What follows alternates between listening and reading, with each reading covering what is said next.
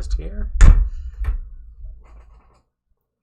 Always takes me a minute or two to set up the stream fully. Had to move my mic, sorry. Let the shenanigans begin. Hello everyone. This is a public live stream. The only difference between this one and the other ones is that I didn't see it advertised on like YouTube as it usually does, or like on my channel, so I hope it's showing correctly for everyone. If it's not, I don't know, but we'll see. Could everyone hear me all right? Let me know if my audio is okay. I switched to my nice microphone when I do the live streams instead of the one here.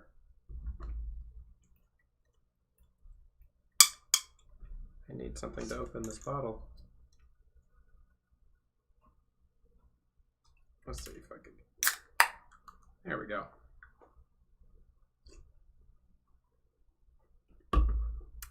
Okay. I see a few people filtering in now. Okay. Turn the volume down. Okay. Now I can just see everything. I know the audio is working. I think I'm watching the playback. Sounds good. Okay, cool. In that case, hello everyone.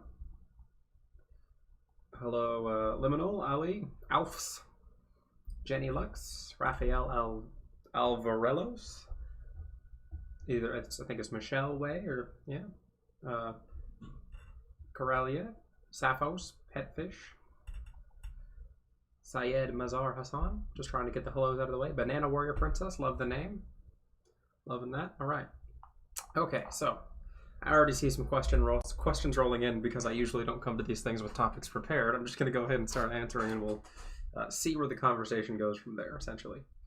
So the first thing I saw someone ask is, how do I feel about C.S. Joseph?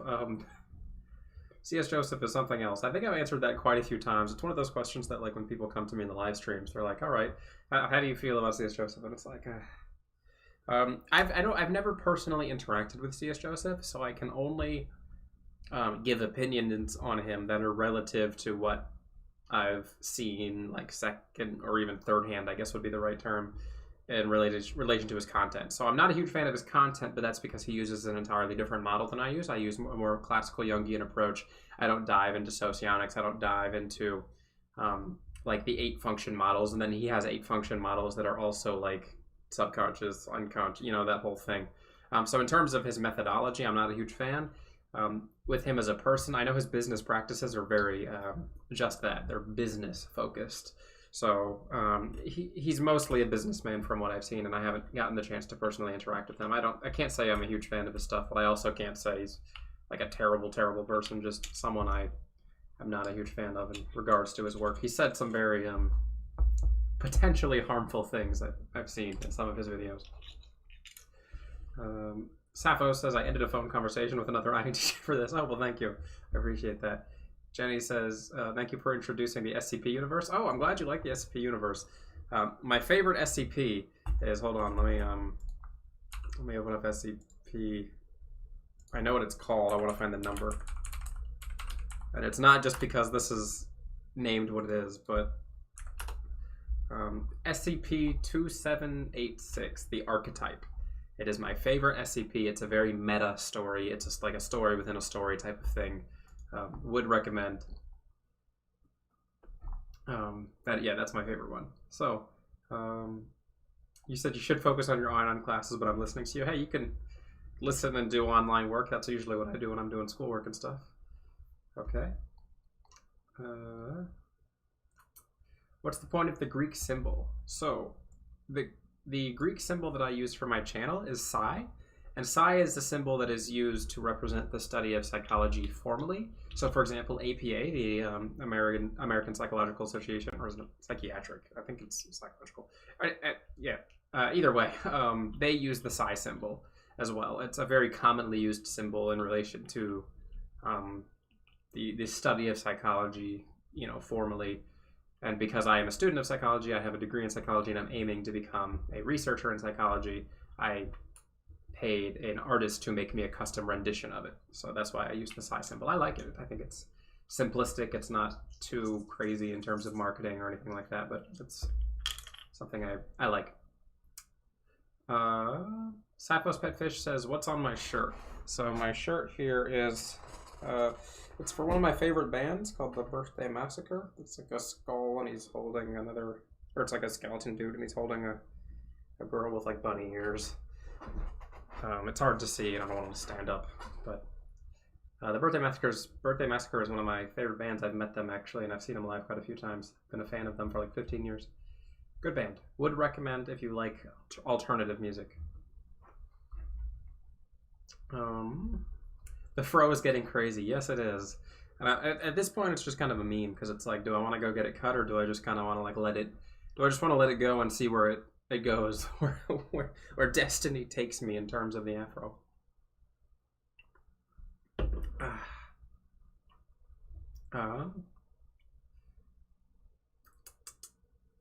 What do I think about host Eric from talking with famous people? He's kind of a bully. I don't know. I mean, like, for example, he made a video like earlier in the year last year where he just yelled at me for 10 minutes. He made a video focused on one of the videos I did. I made a video talking about socionics and like the differences between like socionics and MBTI. And in reference to socionics, I talked about his approach because he uses an 8-function approach, which is very like similar to socionics. It's not the exact same, but I referenced it, and then he got super angry about that, and he made literally like this whole 10-minute video where he just yelled at me, and I was just like, "Whoa, man, calm down!" Like, the thing about Jose Eric from talking with famous people is he goes from 0 to like 100 real quick, and with his interactions with people, and then like he'll hit the speed and go to that full length, and then he'll try and pull it back and be like, "No, I wasn't being that serious. I wasn't that big of a deal." And you're like, "Okay, man." I don't really interact with him much anymore. I try to only interact with people in the community who are going to, I think, be positive influences on the community. So, for example, I very much enjoy working with Joyce Meng. I've worked with her. Harry from Cognitive Personality Theory, we've been talking about maybe doing a collaboration together. There's a few other people that I think are, decent representations of the community and are positive. I don't want to work with people who are interested in like drama and that type of stuff with type. I'm a student of psychology. I want to do explanations and talk about research. I don't want to this isn't some big community argument thing for me.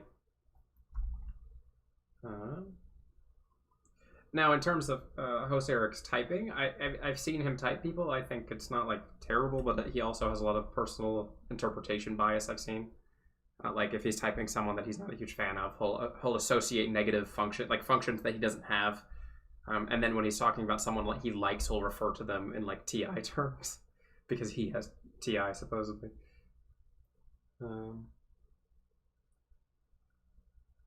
Michelle Way says, you requested CS Joseph to redo your session. He was gaslighting you? Oh, I'm sorry to hear that. I know his sessions are $500 for 30 minutes. That's insane. I can't imagine how, that's just insane. Like, that's like more than twice as much as what a professional licensed psychologist will charge you for therapy for 1 hour, for a full hour. Like, not 30 minutes, a full hour. He charges more than what a professional licensed psychologist charges hourly per 30 minutes. That's wild to me. I don't know. But hey, if you've made a business and it works, that's all I can say. Like if you can sell things at that rate, go ahead. Tony Morales asks, any video games you're looking forward to? Currently playing Hades and I'm addicted. Love the videos. Well, thank you for the support. If you know me, you know I'm a big gamer. I play a lot of video games. I mean, a lot. Like, despite the fact that I'm a graduate student, I play a lot of video games. I like probably like 5 to 10 hours a day at least for the past 20 years. Like, I've been a gamer since I was 4.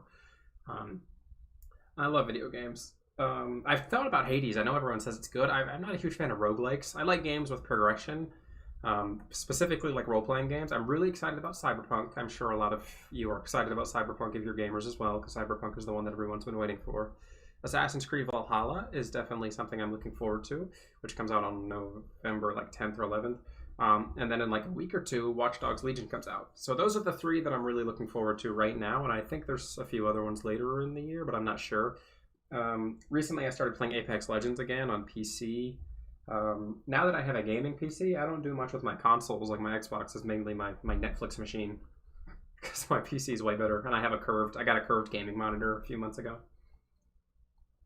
But, yeah. Also, thank you, as you could see, as usual, thank you to my patrons down below.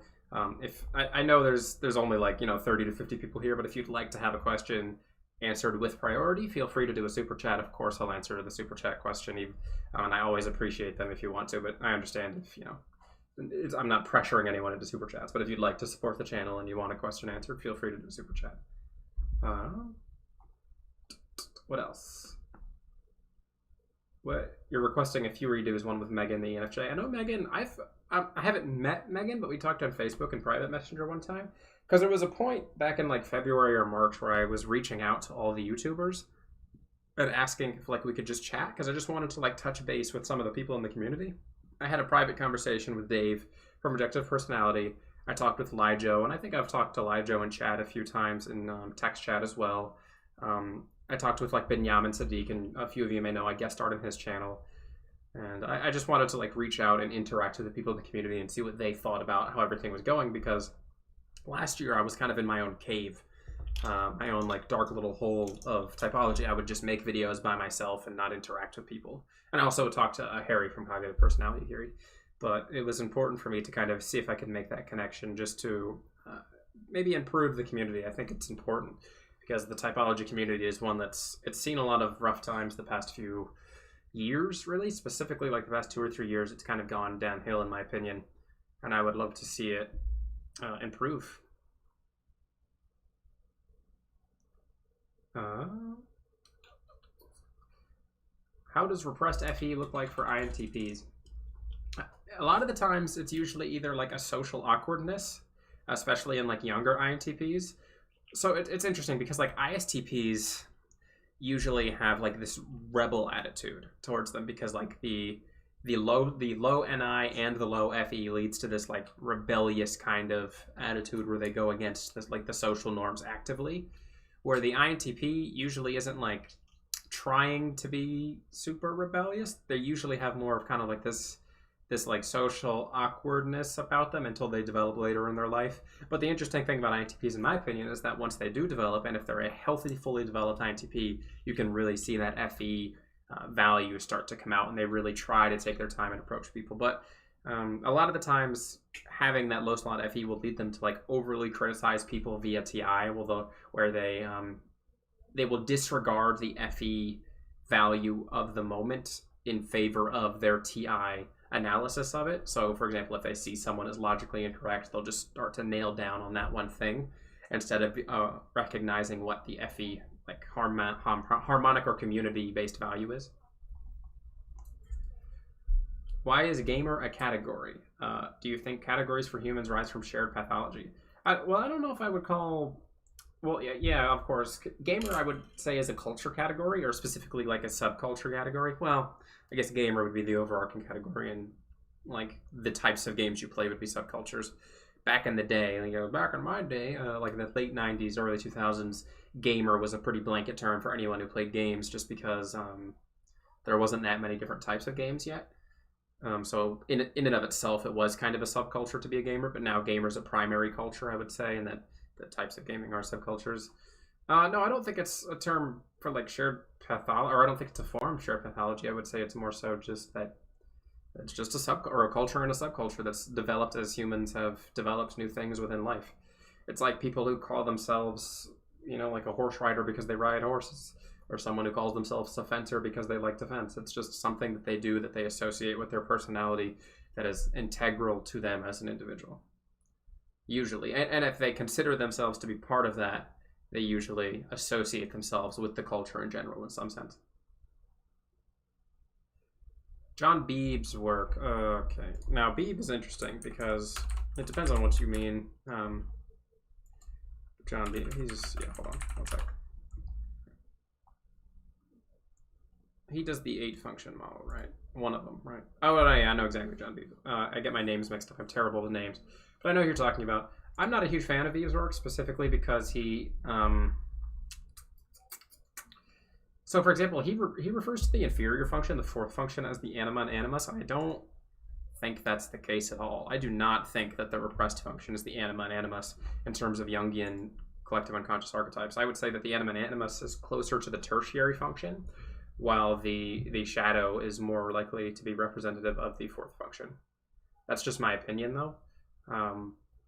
But he attempts to ascribe 8 primary archetypes to the 8 functions in general, and while also using an 8-function model. And I don't think Jung's original model was an 8-function model. And from my interpretation, Jung primarily described the things in terms of 4 functions. I have a video on that. So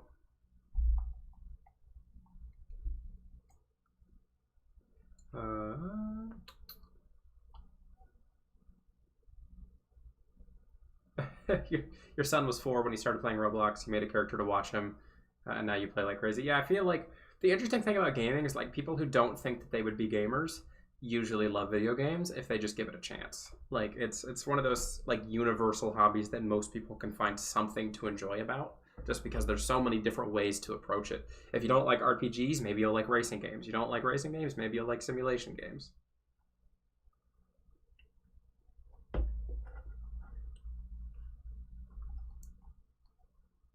You feel like the dumbest ones are ENFJs with FE Hero and TI Inferior. Okay, so that's interesting. So I'm pretty sure my wife is an FE dom, and it's not that FE doms are dumb; it's that they're not confident in their own intelligence, and there's a distinct difference between that. Specifically in the younger years before they've really thought to develop that inferior TI function, is that they will look to others in terms of intelligence and then intellectual affirmation. They'll seek these things out from other people because they don't feel confident in their own intellect usually. Either that, or it could be a point of where they're arrogant in relation to their own intellect because they're unable to see the flaws that they have in relation to introverted thinking. But I think that extroverted feeling types are quite intelligent. They're usually just not terribly focused on like the book smart type of things. They're usually more focused on social intelligence and even emotional intelligence. And I think that's what you see with people like Martin Luther King Jr. And you could find that they'll become book smart through as a byproduct by having interests in these types of things. So if they're interested in some sort of social movement, they'll read things related to that and then strongly frame it in a TI internal framework because it's valuable to them on an FE level. You have to ENFJs don't usually learn just for the sake of learning. They have to have some sort of FE motivation to do so.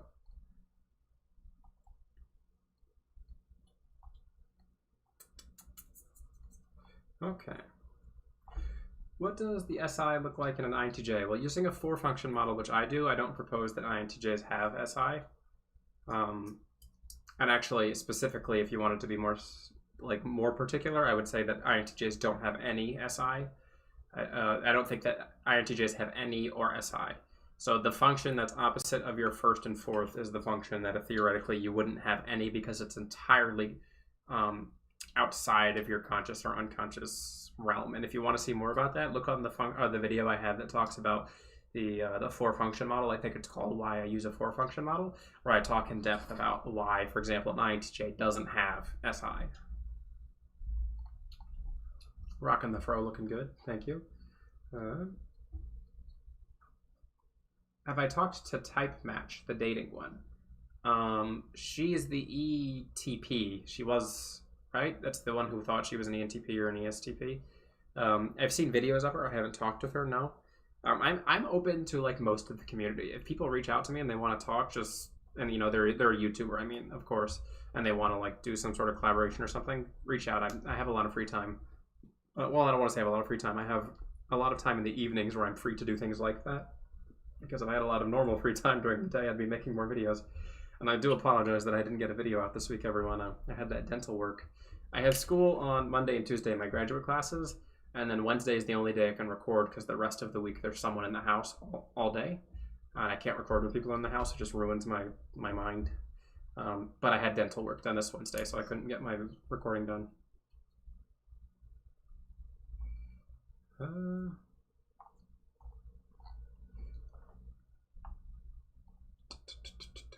Are INTJ psycho?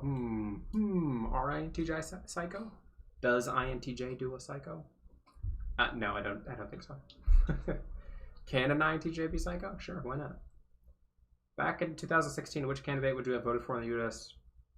presidential election, Hillary or Trump? Why? I could have voted in the 2016 election, and I didn't. I chose not to. And I'm not going to this election either. I'm not registered to vote, and that's by choice. I don't care about politics. I think it's a meme, really. Have there been any neurological studies in regards to Jungian psychology, particularly the 8 cognitive functions? I know there was Nardi, but from what I hear, his studies were very brief. No, I don't. Not to my knowledge. There's Liminal. If you're watching, you should share the neurochemical research.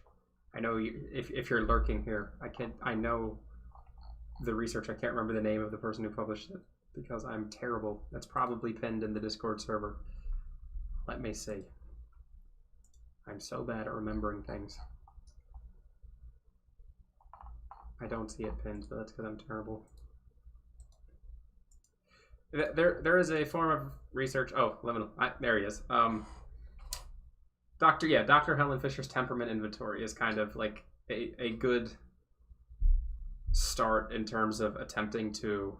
It's not exactly function research from what I understood about it. It's more so kind of just a base attempt to make some sort of scientific validation to MBTI type. But I would recommend looking into that if you're interested in exploring further into where at least someone is attempting to make some sort of scientific reach into it. Honk. Alida Silver says honk. Welcome to the honkening. We are Team Goose. Honk, honk, honk. If you don't know what I'm talking about when I'm honking, join the Discord server. We have fun. We have fun on the Discord server. Type matches ESTP apparently. Apparently she is, yeah. Would ENTJs make good lawyers? I don't see why not. I would say an ESTJ would probably make a better lawyer than an ENTJ. In fact, ISTJs are the types that Briggs herself says that would probably make the best lawyers of all because they are the most detail focused. What's your ultimate vision? Why are you becoming a clinical psychologist? Well, my goal is to become a clinical psychologist so that I can work in the analysis of treatment techniques and professional classification of severe mental illnesses. So I want to work in the diagnosis criteria and treatment of things like personality disorders and schizophrenia and other severe mental illnesses. Do I have a singular thing that I want to do? No, but that's because I'm not professionally trained enough at this point to tell you what I would like to do. It's hard to give a goal when you only know the jumping point, because getting a PhD is ground zero. Not ground zero. It's the starting point is what I mean. Which I know that sounds weird because it's like, oh, you got a PhD, but no, PhDs are the starting point for being a professional in the field. So once I get my PhD, then I can kind of rework my goals to determine what I want to do, specifically after I write a dissertation. I'm applying to PhD programs here in the next month.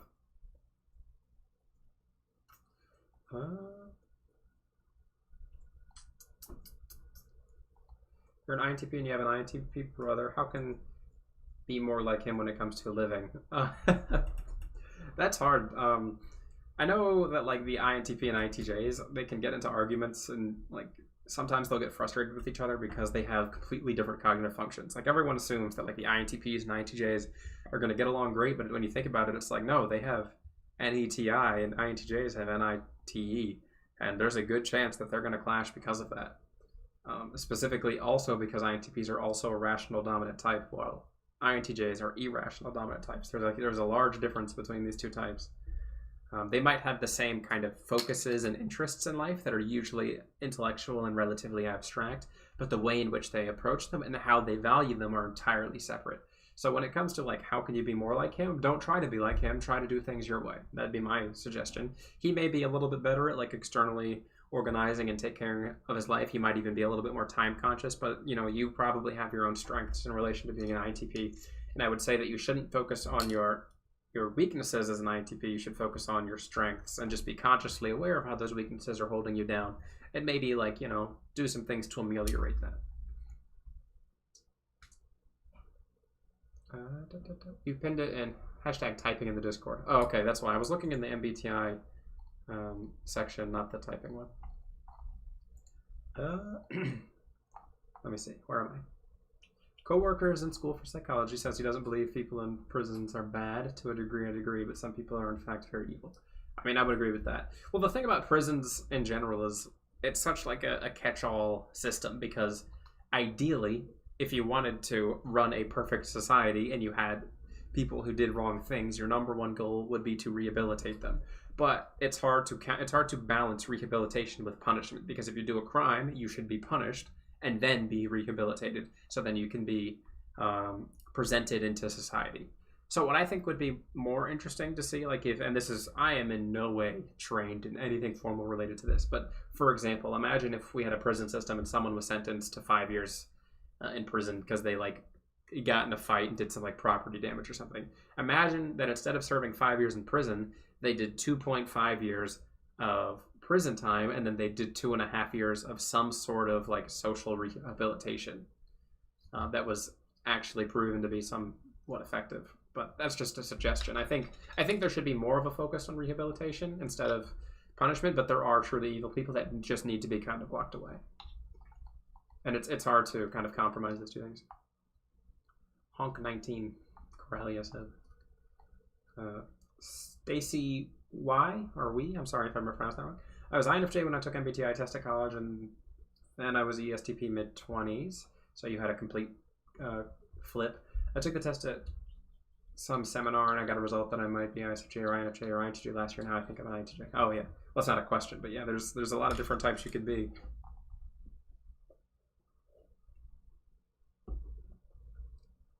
Raphael asks, is personality disorder a not getting away from the dominant function? I don't know exactly what you mean there. I don't think personality disorders are related to type. I think that certain personality disorders may be more likely to manifest in terms of characteristics through certain types, for example, like ENFPs and bipolar disorder, but I don't think that it's like a one-to-one correlation. For example, it would be really crazy to have an ENFP who has schizoid personality disorder, which is characterized by like 99th percentile introversion. Like it wouldn't make sense, and they wouldn't test as an ENFP. There are like a few things there, but I don't think that personality disorder is directly related to personality types, because I think that clinical diagnostic things outweigh personality type in terms of cognition.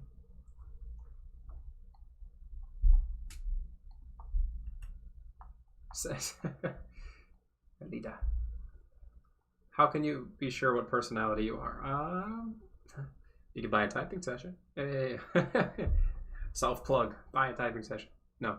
I would recommend reading Gifts Differing, the book written by Briggs, as a good starting point for understanding personality type in a way that's focused on source material. What do you think about an app doing matchmaking for like types? I was supposed to do something with the birdie people, but then they just kind of stopped being in contact. We were gonna like talk about maybe doing like a video or something. Sorry, your favorite subject is politics, right? Oh no, politics is no. Well, I can't decide. Is politics my least favorite subject, or is it ethics? Because both of them bore me to death. I hate ethics and I hate politics because I don't think they very often lead to any actual change. Can I talk a little bit about the ENTJ brilliancy intelligence? The ENTJs, they're the best like long-term goal setters in the terms of they will actually set strong goals for themselves and like do their very best to achieve them. So INTJs, despite what people say about them being like the long-term thinkers, they are long-term thinkers, but they usually don't set like these really strict hard goals for themselves. And I was talking about this actually in my Discord the other day. I think people type Mr. Beast, and most of you probably know who Mr. Beast is. A lot of people type him as an ENTJ, and I think I would agree. And recently he released these videos where he was like, hey, me in 5 years, he recorded them back in 2015. He was like, me in 5 years, you better have like 1 million subscribers. Look, I'm setting you to this goal, and if you don't do it, we're going to have some consequences. And now he's at like 45 million subscribers. And that's the kind of attitude that you see with ENTJs who are healthy, is that they have these like long-term goals they set for themselves, and they set themselves strictly to them and to do their best to achieve them. And that's why the ENTJ is so brilliant, is because their ability to look into like their personal future and develop goals around that, and achieve those goals is unmatched. And that's why, for example, ENTJs and ESTJs have the highest salary on average of all the types, is because they understand how which ways to go about achieving their goals are the most effective, even more than the INTJ, I would think.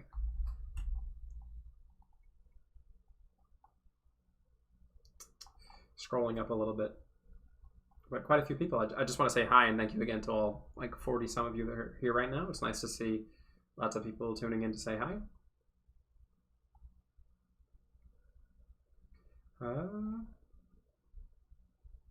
What do I think about Objective Personality System by Dave Superpowers? Simon, I've answered that in a few of my other live streams, but I can do a brief kind of overview again. I'm very critical of the actual system of itself, but I kind of, I'm okay with Dave and Shen. Well, I don't know Shen. I've talked to Dave before one-on-one. We had a meeting back in like January or February. He's a really nice guy, and I think when I'll watch their videos just to see what they're thinking, and every now and then I'll catch something and I'll be like, oh, there's a pattern I didn't know about personality, and I'm like, that's really interesting. But overall, I'm very critical of their system as a student of psychology. So as someone who is like a student who's interested in formal psychometric research, I'm critical of their system because it's not the objective system that they named it to be. It's not, and I think it's misleading, and that's the only thing that I would say about them. And if they weren't focused on taking this like super scientific approach and then knowing that well, I don't even know if they know, but it's not like a psychometrically validated assessment and thing that they're doing. They're relying on something called inter-rater reliability, which is to say that they're saying two people can reach the same conclusion using this method of measurement, but the tool itself isn't validated. So it's like saying that two people can agree that someone is wearing a blue shirt. Okay, does that mean anything? We can both say that they're wearing a blue shirt, but we haven't validated that externally. You know, we could be looking through a lens for all we know. There's just a lot of factors in that. There's not a ton of use to having reliability without validity, and that's where it becomes an issue in terms of psychometric research. So I'm critical of their system as a student of psychology, but I do think that they have valuable insight into certain topics within psychology. Whew, that's a mouthful.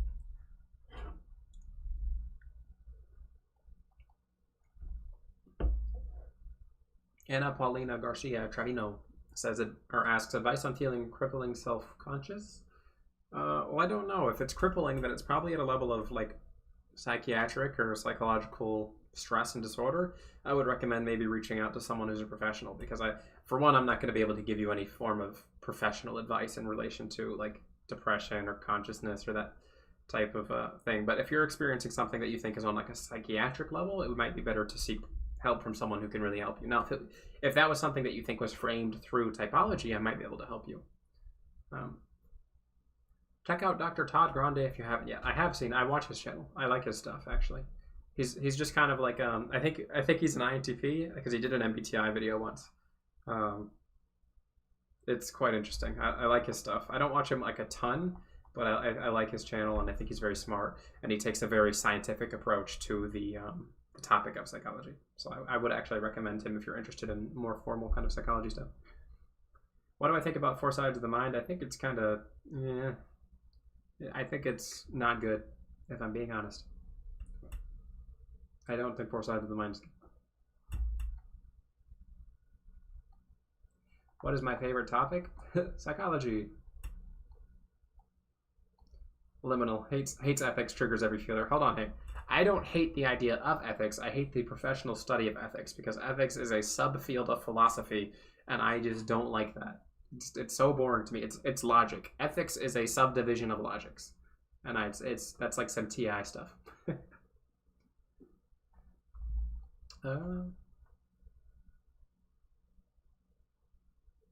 I heard that ENTPs have the highest salary later in life. Is that true? ENTPs, from my understanding in terms of salary, are very variable because of how variable ENTPs are.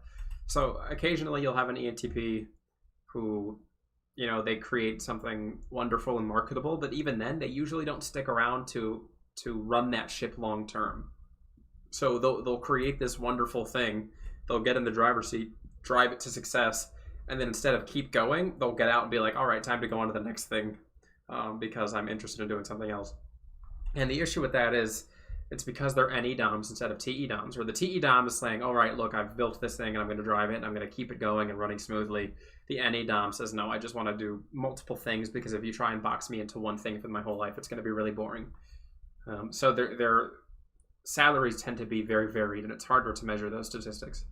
I would say that there's usually great spikes and falls in a lot of ENTP salaries.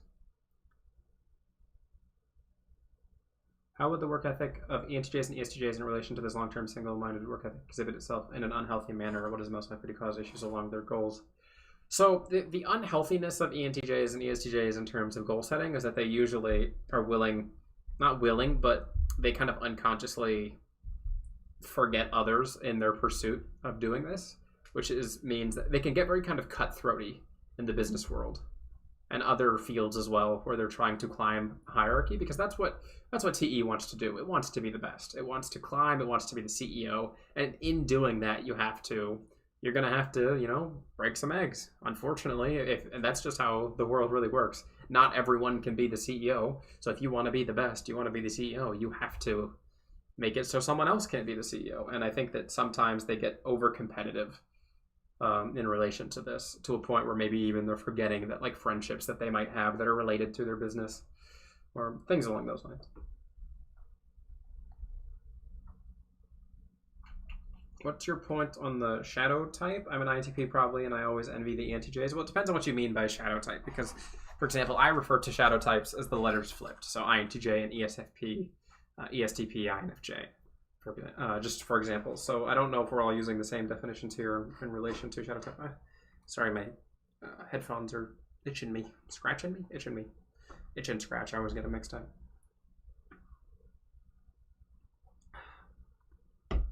What does the word God describe in your worldview? That's a big question. Okay. God is a big concept. I'm not personally religious.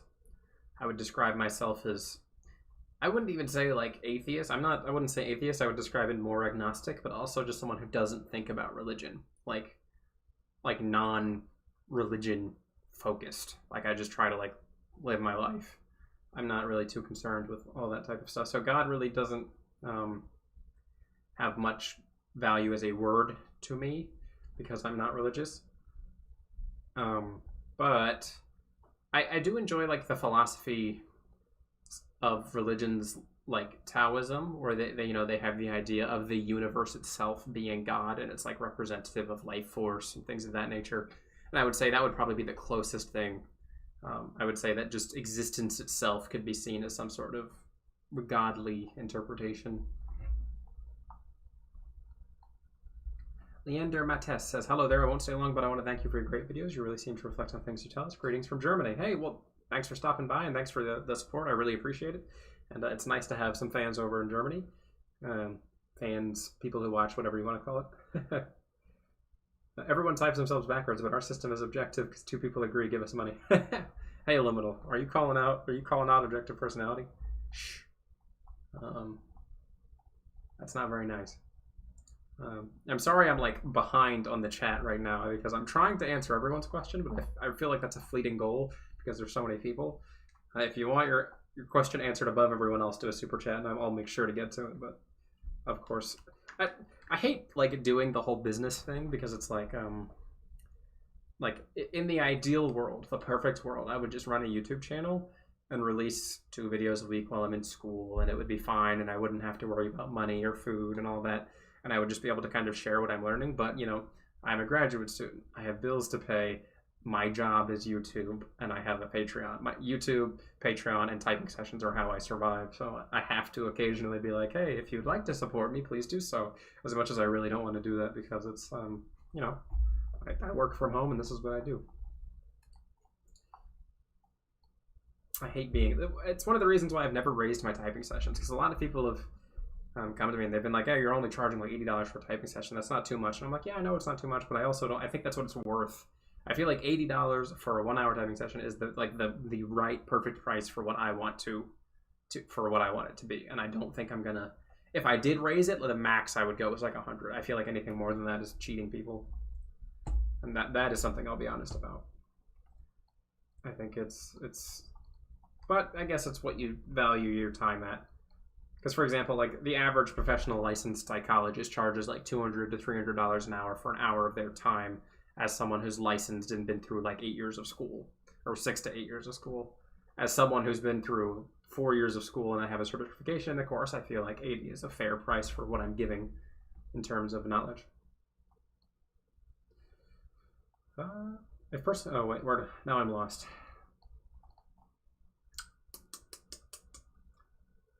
Does the subjectivity of MBTI bug you?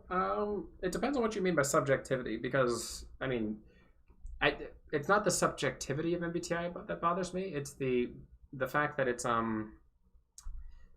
it's not like the easiest to prove. And okay, so here's how I view MBTI. And I've always kind of said this to people, is that, or I've developed this idea over the past year, is that MBTI, in my opinion, this is my professional opinion, should not be viewed as a hard science. And people will probably look at me and go, why shouldn't it be seen as a hard science? It's personality, you know, maybe we should do that. And I say, no, I think MBTI should be seen as a philosophy of personality and cognition instead of a hard science related to personality. I think MBTI will do wonders if people instead try to treat it instead as a way of understanding human cognition and perception, and stop trying to focus so much on the fact that it needs to be some like super hard science. What we've seen with cognitive functions is that they work. People identify to these types. People identify to these cognitive functions, and that's variable. I mean, that's been around for a long time. You know, Jung's work was over or about 100 years ago at this point, and people have identified with them for a long time. So to me, MBTI stands out better as a philosophy of understanding personality instead of a hard science. Does that mean we shouldn't have hard science stuff related to MBTI? No, but I do think that the community itself would benefit if we just approached it from that angle. And in psychology, this is a term kind of like it's the social constructivist point, where if you spend too much time kind of like focusing solely on the science of something like psychology, which is inherently like impossible to objectify. You know how hard it is to objectify the human mind? It's just not going to happen for a long time unless we have some like incredible scientific leap. So while people should still be attempting to do things scientifically, I think it should be okay to view the field of psychology through a lens that is not entirely objective and scientific and has more of a qualitative value. Okay. Oh, I got a super chat. Okay, hold on. I'm going to scroll and answer that one. How can INTJs deal with stress? I often don't know why I'm stressed. Okay, so it depends on what kind of stress you're facing. Because, what's the word here? Stress is something it's for one, it's subjective, and it's also related to things like neuroticism and Big Five, how susceptible you are to stress. If you are someone who's more susceptible to stress, you have to be aware of that. And INTJs, in how they deal with stress, is that they usually kind of recluse further into their own shell, as well as they indulge in bad habits. So if you find yourself doing either of these two things, you're probably not in a great healthy state. Alec, if you're still there in the chat, maybe give me a brief example of what your stress is like, and I'd be happy to see if maybe I can walk you through it through the lens of like an INTJ. Raphael says, people also identify to astrology. That's true, you're right, people do identify to astrology, but the thing with astrology is that you can't match it to human behavior in a way that could be measured. So I guess that you're right, we do need to have some externally verifiable measure. But the difference is that like you can measure and make this. So for example, you can have someone type someone based on their personality type, but you can't have someone type someone accurately based on their astrological sign.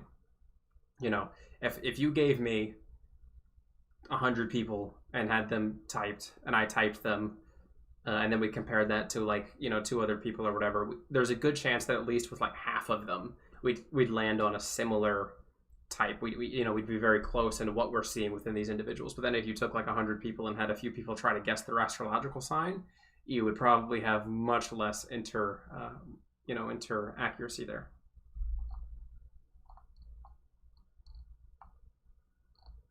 But this is also one of the issues that I have with like objective personality, for example, is because they're doing this, but they're attempting to say that this is objective. And that's the issue, because it's not objective. Inter-rater reliability doesn't create objectivity. it may be used as a first step in terms of reliability. Sorry, not validity, reliability. But it's not a measure of validity. So it's really hard because with MBTI and type and all of that, I do think it's just something that's more of a, I do think it's more of a philosophy of personality.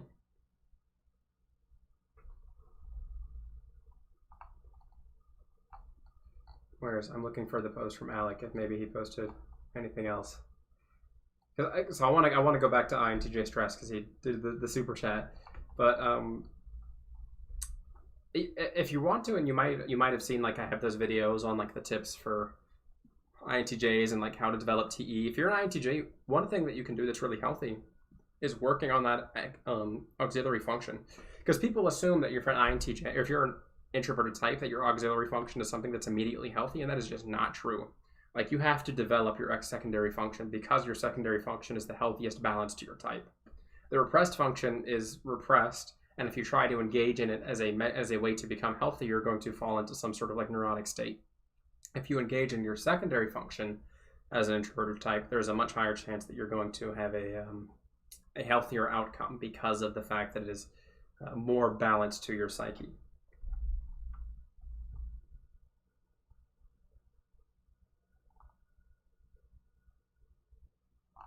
Let's see.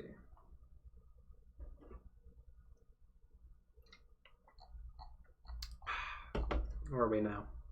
I'm going to scroll back up, see if I missed anything. I'm sure I did, because there's a lot of people. David Kiersey's 4 temperament model is, okay, Opal Knight. Hello, Opal Knight, by the way. You're one of my Patreon supporters there, I believe. Kiersey's 4 temperaments, yeah. Kiersey's 4. I always get that one and the other 4 temperament model confused. Is that the one with the SJ? Yes. No. Yes. Okay. So the Kiersey one is quite interesting because it's hard. We did a Kiersey assessment in my business like coaching class that I took when I was an undergrad, because it's one of the most used assessments when they don't want to give someone a long form MBTI test. So the Kiersey assessment, it's great as a launching point for understanding someone's intrinsic values. And I would say that that's my kind of opinion on that. It's like an introduction to intrinsic values for individuals, because like NFs and NTs, SPs and SJs are kind of types that are all going to have certain kind of, again, intrinsic values, but there are flaws, because if you know, NF and SJ are different axes there that you're measuring. So like, why not NF, SF, ST, and NT? You know, you have to be critical of it from that standpoint, but yeah. Overall, I think it's all right. Not my preferred measure. Not my preferred tool. Denver Stewart says, you think Elon Musk is a perfect example of an ENTP who behaves like an INTJ. I also think that Elon Musk is an NTP, but I don't, because I don't like watch Elon Musk all the time, but everyone seems to think he's an INTJ, and I'm not. I don't entirely agree. I think he's an NTP. As much as it would be nice to claim good old Elon Musk for the NTJs. All right. Oh, we got another super chat. Stacy W there. I don't know how much money that translates to, but thank you so much. It's a lot. I assume it's a lot. Thank you very much. If you have a question, feel free to ask it, but I think you did ask a question, didn't you? Maybe? I don't know. Raphael, are you memeing the chat? I see you. It's okay. I've dealt with a lot of memers before. It's fine. Okay, where are we? It's already 6:48. That's good. I'm probably going to run, because it's 6:48 now. I'll probably run till about 8 o'clock, so I'm thinking about a 2-hour stream, unless everyone just falls off. So, feel free to keep asking questions and talking and chatting. I just want you all to point out, and see, y'all see that guy right back there? That's, that chonky boy. That's a seal I bought for my wife because she was sad the other day. And she's very small, so I bought her a big chunky seal. It's a big chonker. Chunky boy. Okay. Where are we going now? Someone else typed him as an INTP. Are you talking about Musk, I think? Yeah, I think Musk is an NTP. I don't know if he's an INTP or an ENTP, and I just don't think he's an NTJ. I just don't think he's an NTJ.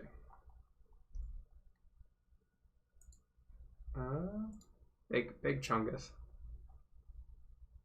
Will I be posting more content on attitudinal psyches? So, insert type, great question. I really like attitudinal psyche. I'm waiting for him to finalize his test and system. The guy who runs attitudinal psyche commented on the 2 videos I did. And, you know, he was like, thank you for doing these reviews, because he did reviews on his own channel shortly thereafter. And I'd actually love to do maybe even a video with him if he's interested. And I don't know if he's ever going to see this, but if attitudinal psyche guy, if you're ever out there and you'd like to talk sometime, I'd love to see maybe if you have any background in psychology, or like where he came from when he was creating this system. It's definitely a unique system compared to a lot of the other ones that I've seen online. And I'd like to do more content related to it, but I want to wait till he's finalized it before I start to make a ton of content. When will we see the wife? You two should do a live stream together. Maybe I will sometime. Sounds fun. I'm still unsure of my wife's type. The issue with typing people that you know, that you've known for more than like 3 or 4 years, is there's a sweet point for typing people, and it's about like 6 months to a year, because you've known them for a little bit, but you're not like over familiarized with them. And once you get past like the 1 to 2 year mark, you become blind to their cognitive functions, because you start to associate their behaviors with things that you either like or don't like about them. So it's very hard for me to type like my wife, for example, because we live together and talk to each other every single day. I have a general idea of what type I think she is, but I've heard other people suggest that she might be something entirely different, and I'm like, oh yeah, I could see it through that lens. Can you elaborate on your ideas about bipolar disorder as it relates to MBTI? You implied the NFPs. So yeah, for example, the introverted feeling types in general, from my understanding, are 10, specifically the NFPs, because they have FINE, they're more likely to exhibit behavior that would be associated with extreme switches in emotional state, because FI expressed through NE tends to be wild. So it's very hard when you're talking about mental disorders and personality, because you have to determine whether or not this person is this personality and they have this disorder, so therefore they're an ENFP and they have this disorder, or if they have this disorder and because they have these specific traits associated with that disorder, they're testing as this type. So if you tested people with bipolar disorder, there's a good chance that they would likely test as an NFP, because those traits are closely associated with the closest of all the types, at least, with that specific type. But this isn't just the case for bipolar and ENFP, it's just the case for a lot of types. If you tested people with schizoid personality disorder, they're most likely going to test as an INJ or an INP. And this is because they're extremely introverted, characterized by extreme introversion. They could be just IJs or IPs in general. Just introverts, I guess would be the right word, but mainly heavily introverted people, probably ITs, actually, now that I think about it. Schizotypals, for example, would likely score as INs in general, because they're introverted and they tend to have mystic thoughts, which is more associated with, the mystic thoughts are more closely associated with things like intuition. Goodness, I can't speak today. Which personality disorder would most likely test with INTJ? Schizoid or schizotypal. Maybe paranoid, but I doubt it. The cluster A personality disorders are most likely to type to be INs. So that would be schizoid, schizotypal, and paranoid personality disorder. Whereas you find that cluster B tends to be the EPs, and maybe even EJs.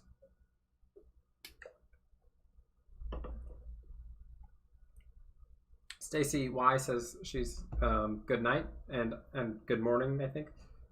Take it easy. I appreciate you for the super chat. Have yourself a nice one.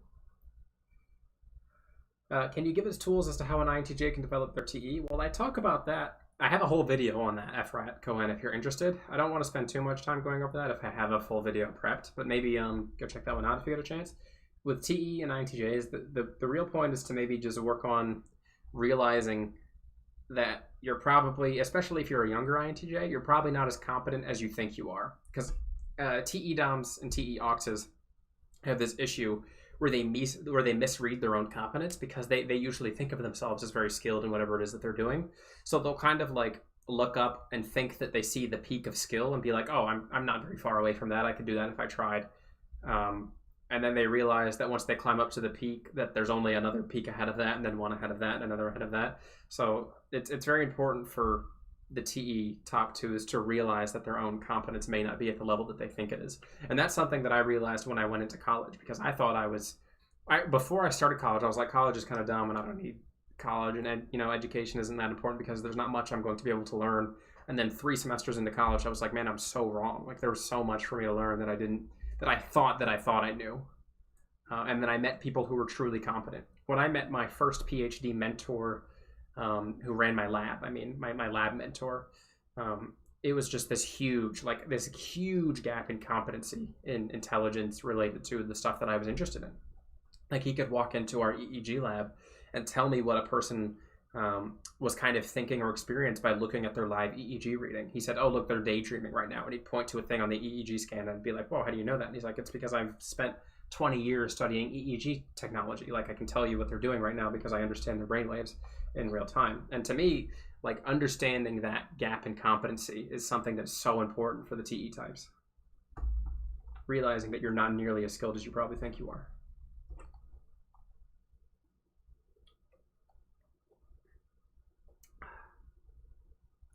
Andrea Rain asks, how do J's and P's process information differently? Would you agree with personality hacker that perceivers organize their inner world to experience outer world freedom, and judges organize their outer world to experience inner world freedom? Yeah, I would definitely actually kind of agree with that. But you're going to see a bit of a difference there between IJs and EJs and IPs and EPs, because an IJ and an EJ have two different approaches there. The IJ is going to value their inner freedom more than an EJ, whereas the EJ is going to want inner freedom, but also they're going to want active dominant control over their external world, whereas like EPs want to be actively interacting with their outer world, and the IPs instead are not so much interested in that. They perceivers organize their inner world. Yeah, perceivers have the IPs, for example, are going to have the most organized inner world in terms of like how they think about things and function and the rationality they have behind things. What do I think about socionics? It's just another one of those things where it's like, it's another system. There's a lot of personality typology systems, and socionics is one of the ones that I'm not a huge fan of because it's an A-function model. And also they have different definitions of functions.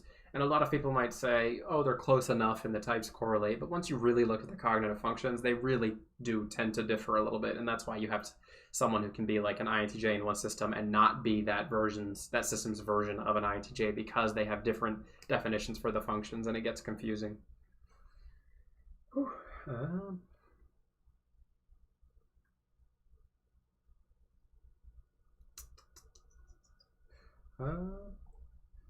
Why not paranoid, Raphael asks? Well, the thing about paranoid is it's an interesting disorder, because paranoid is almost not a personality disorder. And in the case that it's on the schizotype spectrum, and schizotype ranges from schizotypal to paranoid, and then all the way up to schizophrenia. Paranoid is a symptom.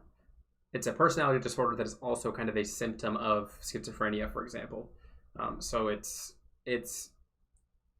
bordering on psychosis. So I don't want to attribute paranoid personality disorder to personality type when it's borderline psychosis. I think that would be unfair to any of the types. Now, there are types that tend to have but it's not like clinical paranoia. For example, like ESFPs, ESTPs will misread certain situations because of repressed NI.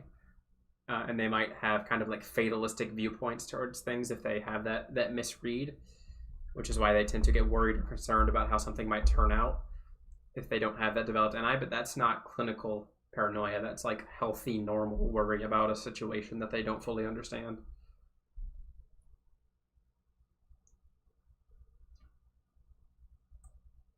Is it normal for an ENFP to treat people like shiny objects and see them as very special at the first introduction, and then become super dry with them afterwards? ENFPs tend to be the types who bounce around the most in terms of friendships, and I don't want to say they bounce around in relationships, but I think ENFPs are one of the types that are least likely to stay with a partner long term, and it's because they have that they enjoy variety. Not variety. That's such a wrong word to use there. They like new experiences and they like trying out new things. So if they find that their partner doesn't meet their specifications, they're going to be willing to kind of maybe say like, hey, maybe this isn't the one. But because they have that lower slot SI, once they've bounced around and they found the person that they value as an individual, then they're likely going to dedicate themselves very heavily to them. INFPs are some of the most dedicated partners. And Briggs talks about this in her book, Gifts Differing, where the FI dominants are very attached to their partners once they get into those relationships. And I think ENFPs can have that once they really find someone that they attach to. Yeah, ENFPs can be a little bit fighty. It's just one of the weaknesses of the NE doms.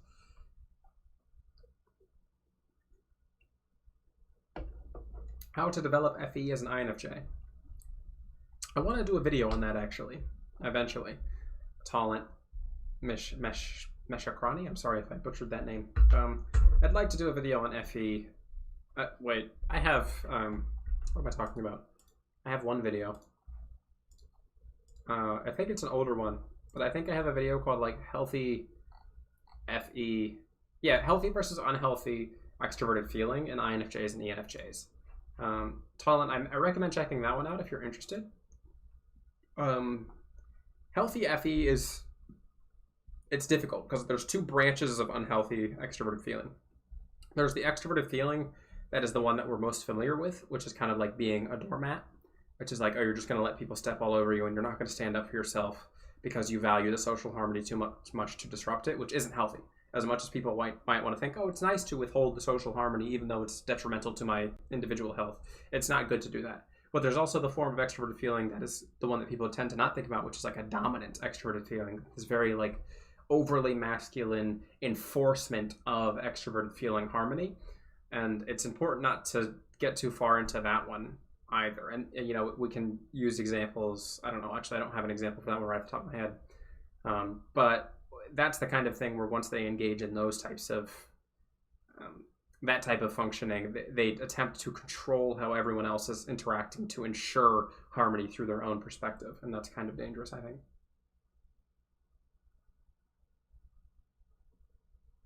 Ana Paulina Garcia Trevino. Like, I love that name. Can you elaborate more about INFJ Shadow? INFJ Shadow, in my terms, would be an ESTP. I have seen all your videos. I love the approach you give by linking it with your psychology studies. Thank you. So INFJ Shadow into their ESTP Shadow. I think the one thing that you can find is if you find an INFJ in a place of stress, that sometimes they can have this bluntness about them because of the TISE, especially in like, you know, logical kind of arguments and stuff, is they might push back if you push too hard on their little STP shadow side, just as an INTJ will do the same thing. If you push on their morals, you're going to find that an INTJ, if you push on their morals, is going to be like, look, stop, I don't want to talk about this. And if you push on an INFJ's TI too much, they're going to push back as well.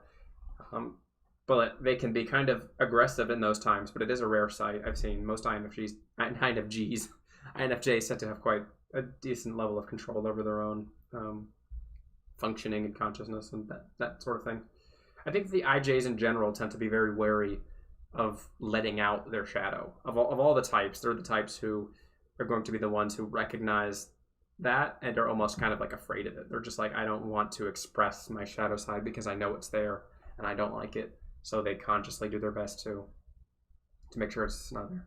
Do I think intuition is overrated? Yes, absolutely. I absolutely think intuition's overrated. I will tell people to this day that the coolest function in terms of how it functions cognitively and processes information is introverted sensing. And there's a reason I made this big long video on introverted sensing. It's because it's difficult to understand. It's very complicated. And I actually think that ISTJs are nowhere near as common as people think. if you talk to a lot of the people who have been in the typology community as typists who don't work for the MBTI organization and they're not just doing like formalized testing, they'll tell you that like ISTJs are much rarer than people tell you, and ISFJs are much rarer than people tell you. These are not like super hyper common types. Just the IJs in general tend to be a little bit on the rare side, and SI dominants I think are underrated in terms of just their everything. How would centers deal with abstraction as different from intuition times? Well, it's not that they can't abstract. It's that it's just not their starting point. And I have a video called Sensing versus Intuition that talks about this. It's from like a month or two ago. And it's that they both start at the opposite end of the spectrum, and then they have to work their way to the middle, and then maybe eventually to the other side. So if you have a sensing type and you want to explain to them an intuitive concept, you can't do it through the lens of the immediate concept right off the bat if you want them to be interested in it. You have to find the middle ground for communication. You have to say, what's the realistic application of this intuitive concept, or what's some way in which they can maybe understand this, and then they can meet you in the middle and be like, oh, I kind of see what you're talking about there. Or if you're a sensing type, you have to be able to say like, oh, okay, I understand that it's really important for me to understand that this is just a realistic thing and I need to do it this way because it's what factually works and it's what's represented in the real world, but I have to stop and say, wait, maybe I'm not grasping the full picture here. Maybe there's a hidden side to the story that I need to look for. And if you're at least showing effort in that looking process of looking for some sort of meaning, if you consciously look at something and then you have to force yourself to look for meaning within it, that's you forcibly engaging your intuitive function, because the intuitive dominant type, or even the intuitive auxiliary type, will subconsciously do this. But if you're seeing the facts firsthand, if you're seeing the physical elements first, and you stop and consciously process, hey, maybe there's some sort of meaning here, I should look for that, maybe you're going to have a better outcome in terms of engaging with intuition. That goes both ways, though. It's important for both sides of that spectrum to realize that there is a middle ground that needs to be met. Do I think that SE immediately means good social skills? Absolutely not. No, goodness no. Of all the functions, I think that SE oftentimes can struggle with. It's not that they struggle with social skills. It's that because they have lower slot NI, lower slot NI, is that they struggle to read social interpretation. Despite what people tend to think, Jung actually attributed the ability to read like the emotional atmosphere with introverted intuition, not extroverted feeling. Introverted intuition is the function that Carl Jung associated with the ability to essentially vibe check someone, read someone's aura, understand the atmosphere of the situation they're in. And FE is the function that places value on the social outcome of that thing that they're reading. So this is why NFJs, for example, are exceptionally good at reading social situations and then interacting with them in a way that's beneficial to everyone involved. But this is why, for example, INTJs are quite good at reading people socially, understanding the implications of the situation they're in, but they tend to manipulate them in a way that's going to be closer to TE instead of FE, which is to say that they're looking to maximize the outcome of efficiency of that situation based on what they're seeing intuitively. And then ENTJs and ENFJs are going to have more of a subconscious approach to this, where they're not trying to actively use these insights that they're receiving. INTJ's Guide to Dating video. Will I ever do one? I have an old, back in the old Asura MBTI days video on INTJ relationships, where I talked about when I first got together with my now wife.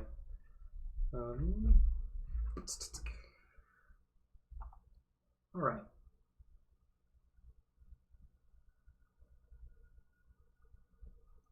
Denver says, interesting, I always thought that reading social situations were more in lines with FI.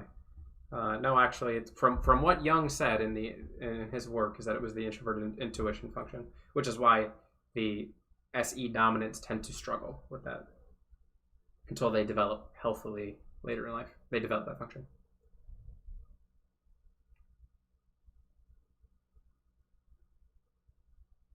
Wouldn't it mean that paranoid people can see what people are up to because they always need to check for ill intent, and is an NI that function?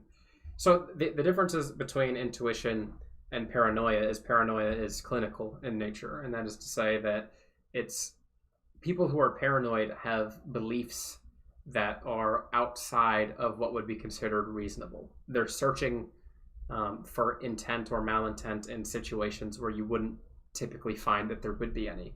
For example, you might be thinking that your neighbor is spying on you without having any sort of intuitive or realistic evidence to support that idea.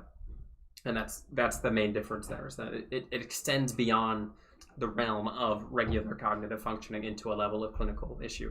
And that's why I think it's important not to try and conflate and compare cognitive functions to clinical disorders too much, because it's a rough ballpark, especially if you don't understand clinical disorders from a diagnostic professional standpoint.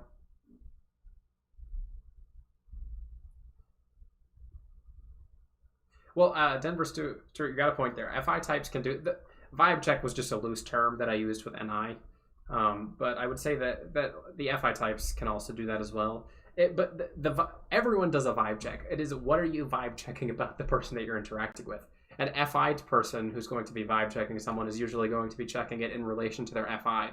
When I am interacting with this individual as an FI dominant type, do I intuitively either think, or when looking at them, do I see any reason to think that they would match or go against my current FI beliefs? And if they do or don't, then I'm going to use that as my basis for the vibe check.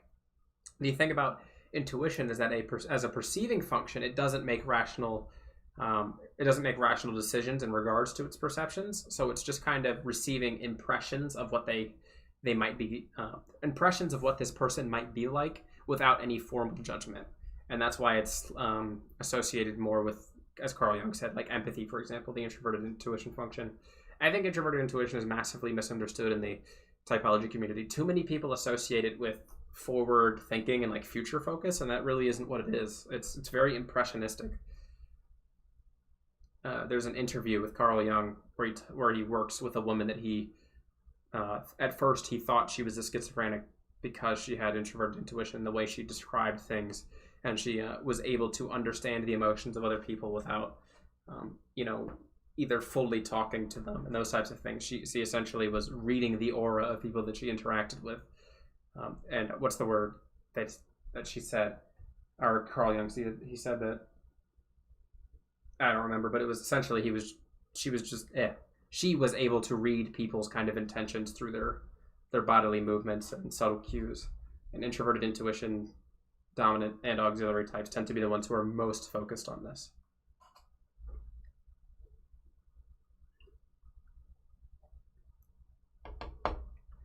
What do you think of an INTJ that procrastinates? I find myself procrastinating a lot when it comes to doing homework because I'm really not interested in the information the school feeds me. Extremely common, especially in INTJs up until like their 20s. Because, for example, TE doesn't develop in INTJs healthily until like 16 to 25 on average. Your youngest INTJs are going to be developing youngest healthy INTJs are going to be developing TE at like 16, and that's going to be a very rare sight. Most INTJs are going to develop TE at a healthy level at around 20, 25.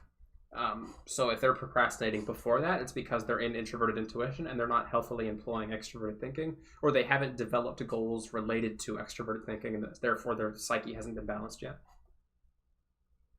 I compared it to NI-polar. I don't use polar in my definitions, Raphael, so I'm not sure what you mean there. I don't use an 8-function model. When I refer to like a repressed function, I'm talking about 4th function. Chonky seal pillow. Chonky seal. Oh, that's the waifu. Everyone say hi to the waifu in chat. The person who said chonky seal pillow.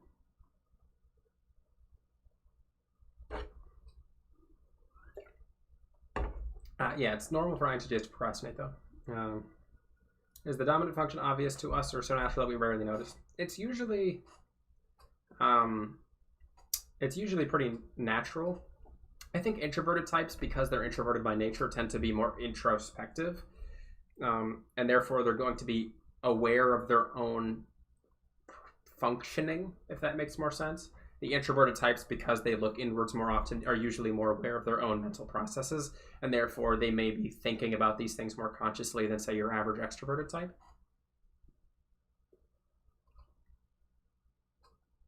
I'm getting strange vibes from you. I think it's the froing me off. Wow, fantastic.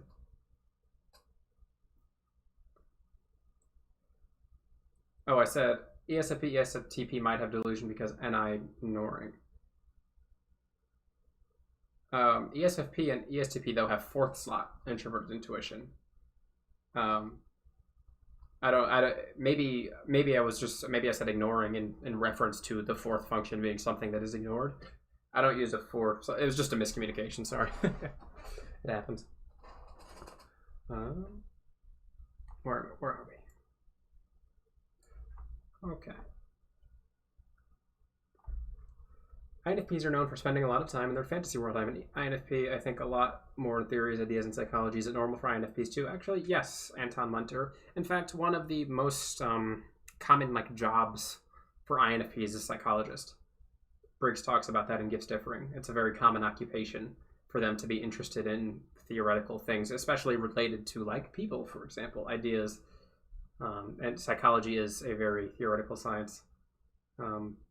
Related to people, so it's quite interesting, and that's why I love psychology overall, because almost all of the temperaments can engage with psychology because it's a study of humans, and there's ways to interact with that, from STs, from SFs to NFs to NTs. All of them can approach psychology and kind of glean their own information and insight from it.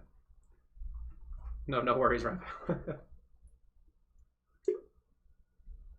If I could reset the stereotypes of functions and their representations, how would I? I don't know. How would you reset it? I think that the only thing that I'm doing right now is attempting to reset it by just promoting normal functioning, through my channel.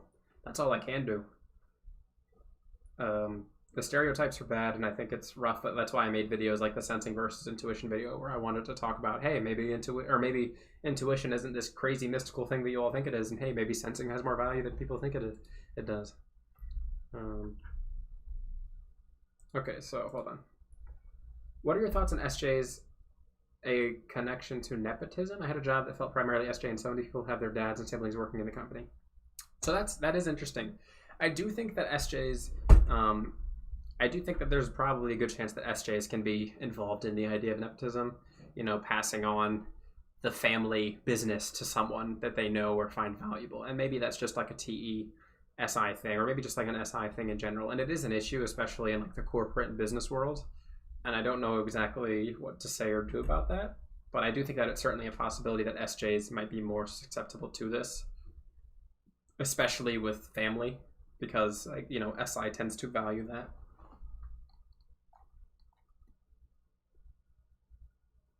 Are SJs as closed-minded as advertised? No, I don't think so at all. I don't know why people think SJs are closed-minded. If anything, ETJs, you could maybe say, struggle with it, not even closed-mindedness, but they struggle. Rational dominant types in general struggle with a little bit of arrogance at times. It's just irrational dominant types struggle with the ability to assert themselves at certain points. In certain situations, and it's because, for example, the rational dominant types, because they think of things rationally, tend to more strongly latch on to the ideas and feelings that they have, and therefore they're going to be a little bit more or a little less likely to move ground when presented with some sort of new information, because they hold their opinions more firmly because they've rationalized them. And that makes sense, and they're going to be a little bit less fluid than the perceiving types, which are a little bit more yin compared to yang. But the perceiving types struggle with enforcing their own thoughts and opinions at times because of their more fluid natural state. So there's a weakness and a strength to both sides. Why are there more sensing types compared to intuitive types? I don't know. I would say it's probably throughout history, it was probably more of a genetic survival thing, because intuitive types like to enforce change, not enforce, but like to seek change and progress in society, where sensing types usually prefer to either adhere to what is currently, here interesting, or enforce some sort of kind of status quo. And while change is great for the evolution of society, it's also extremely dangerous to the population if it fails. So it's safer to have a population that is filled with more sensing types, and then have the occasional intuitive type who achieves some sort of progress through intuitive understanding or development. But at the same time, there's been tons of sensing types who have done crazy big changes for the world. I mean, look at people like was named Henry Ford, the guy who invented the Ford cars. I'm sure he was probably a sensing type. I've looked at his work and stuff, and some of the biggest creations and inventions come from sensing types, and people tend to fail to realize that sometimes.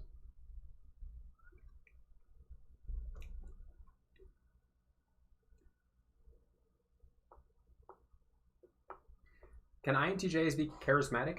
INTJs tend to, if they're developed, they're not going to be charismatic in like the first 20 years of your life. I find me an INTJ who's charismatic at 18, and I'd be extremely impressed. INTJs, their charisma is often unintended. INTJs are at their most charismatic when they're not trying to be charismatic, when they're doing what it is that they do naturally. I don't think, because they're low SE types, they're low FI types. If you put them in a situation where they want to actively be charismatic, it's not going to be probably the best for them. They tend to fall over their own feet sometimes in terms of charisma. But I think INTJs in their flow state, when they're doing what's important to them, when they're engaging in NI, when they're working towards that passion, their charisma is seen through their ability to be successful and pursue what is important to them.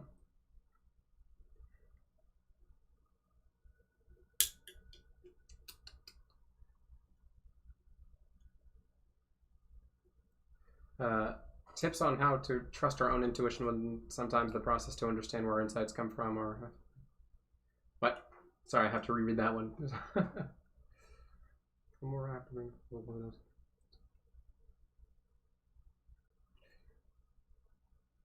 That's a difficult explanation. Maybe it's hard for me to fully understand it there. When understanding your own intuitions, it's important to not just blindly follow them, if that's kind of what you mean. You shouldn't just fully trust your intuitions all the time.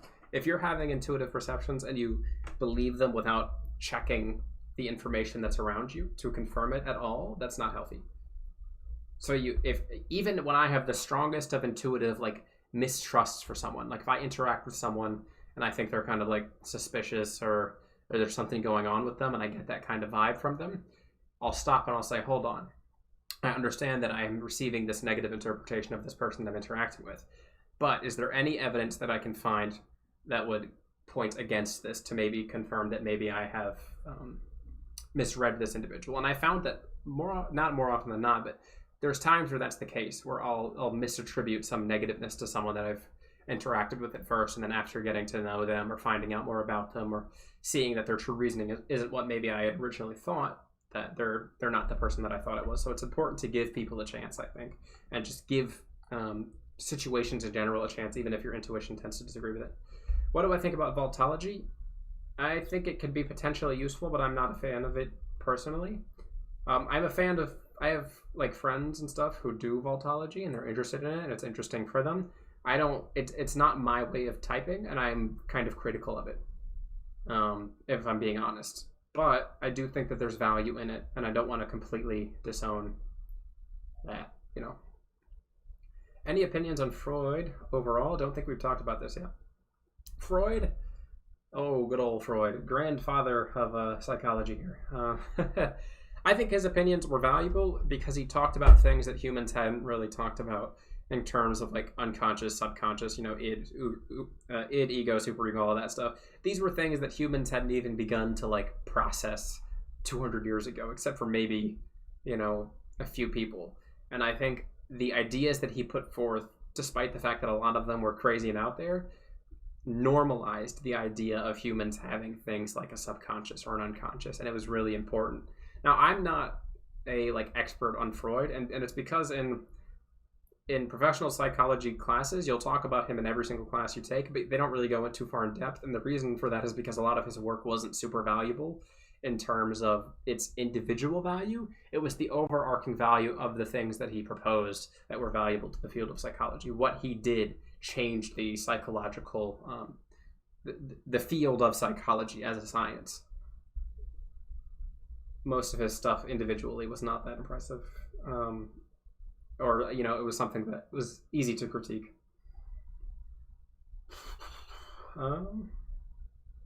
Does the INTJ constantly need a new goal? Can he eventually be content living in the moment? So I don't think people focus way too much on the goal thing with INTJs, and I'll say this all the time, is that INTJs don't have to be attached to a goal. They're not always 10 years in the future in their mind. When they've found something worth putting that energy into, they will do it.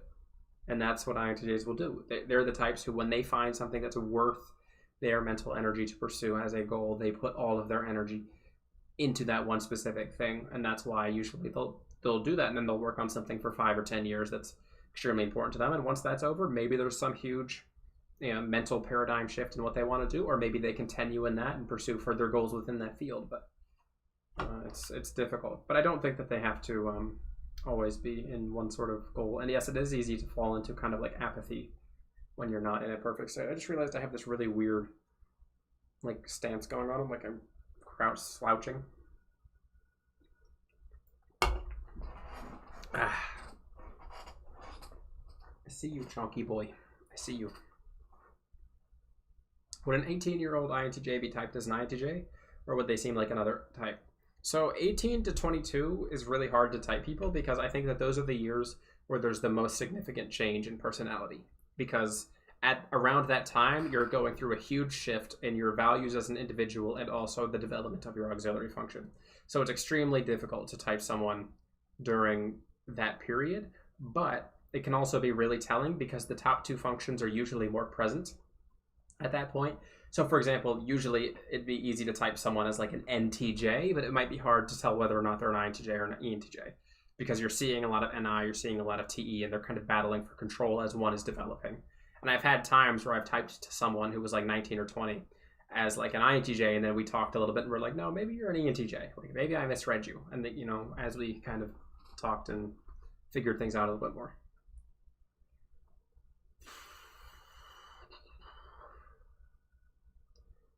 What do I think Freud's type was? I have no idea. I never read like his biography or like a lot of the personal works by him. As I said, a lot of the stuff you talk about or learn about Freud in formal psychology is very like holistic and surface level. You're not really diving deep into his work. What would cause mistyping out of stereotype bias? Oh, a lot. Like there's a lot of ways in which you could accidentally mistype someone as something that they're not. It's really easy to misread functions. Like people don't understand how hard it is to type people when you have 16 personality types that have 4 cognitive functions in different orders. It's not easy.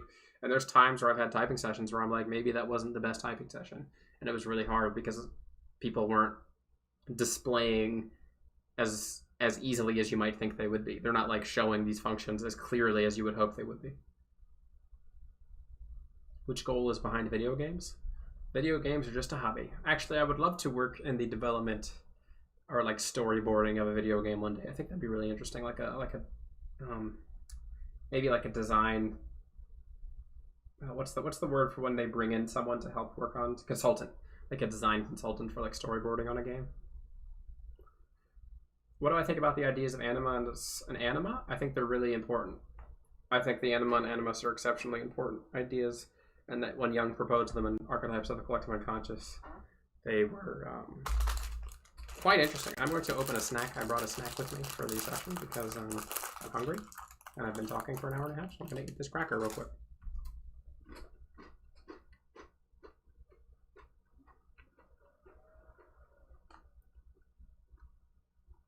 I'm a hungry dude. Got a blueberry cracker.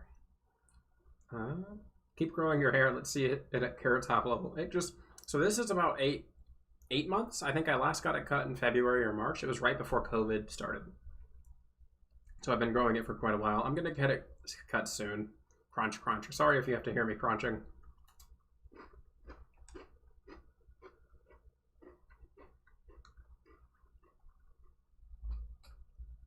I'll at least chew with my mouth closed, I promise. Did I ever consider another type for myself other than INTJ? Yeah, of course. Like most INTs, I considered INTP for a while, but then after reading it out and learning about the functions, I didn't relate to TI at all. I've never related to TI. Let's see. Where am I? I'm losing track. What do I think about dream interpretations? Is our own interpretation of the symbols in our dreams relevant, or do you think more insight can be taken out of your universal symbols appearing? Dream interpretation is interesting because we can interpret our own dreams, but a lot of times we can only interpret our own dreams through our own lens, which means that a lot of times we might have like false meaning from our interpretations of our dreams. So I do think it's valuable to maybe like seek an outside opinion when you have a dream to see what someone else may think about the meaning that you've experienced or the thing that you experienced in a dream.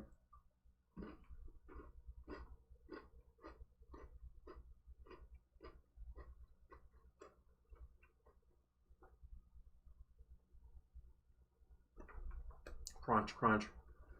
I hope it's not too loud on the mic there. Crunch, crunch. Would I consider getting cornrows? No. No, I wouldn't. I'm sorry. Crunch, crunch. Tommy? You think Tommy is 90 today? Tommy who? Tommy who? How would I describe the SE-NI axis versus NE-SI? Would you agree that SE-NI is more depth, intensity, and immediacy, where NE-SI is more breadth, multifacetedness, and several different perspectives? I mean, I wouldn't like fully reduce it to just those things. There's been like a theory that I've juggled around in my head with for a little bit, for a few years now actually. A lot of people relate the NE and NI axes, the differences between them, to like even like the oldest biological needs of humans, like hunter-gatherers. So when you think about the NI-SE axis, this is the axis that would be most appropriate for someone who is like a hunter. So they have the SI, direct, immediate physical experience, and they're building intuitive patterns through sensory experience. And the SI-NE axis would be far more appropriate for like the gatherer. So you have the individual with SI who's able to differentiate sense perceptions. So even the slightest difference between the taste of a berry could tell you whether or not it's poisoned, millions or thousands of years ago, not millions, thousands of years ago. And then you could have NE as individuals who are originating ideas about how they should go about finding these new things or surviving or building their huts and houses and things of that nature.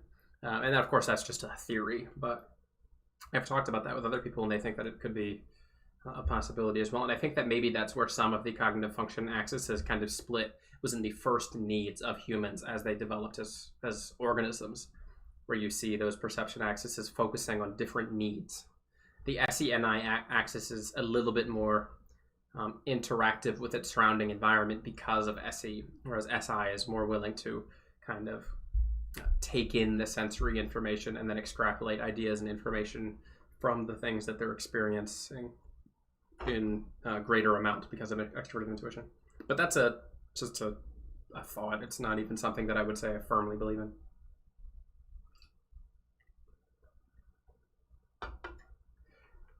I think you have a 3+ minute stream delay. Can you deactivate it from the YouTube dashboard?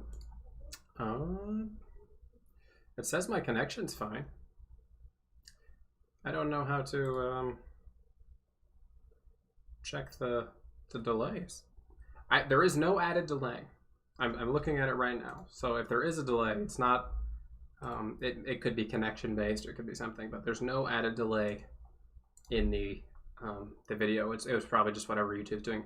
Now I noticed YouTube was having connection issues today, because when I scheduled the stream, it took 10 minutes for it to show up on my scheduled dashboard, and usually it shows up immediately. So I think maybe just YouTube's having some connection issues today, because I have fast internet. I have 500 megabyte internet. Can you say something about how exactly the archetypes work? What do you mean exactly how the archetypes work? I mean, archetypes are these kind of like ideas. They're like genetic ideas that are passed down through generations and universally understood throughout culture. Like, even the concept of God is one of the highest forms of an archetype, but God is also in and of itself a representation of the higher archetype behind what God is, which is like creation and things of that nature. Yeah, archetypes are memes. They're memes of ideas, idea memes.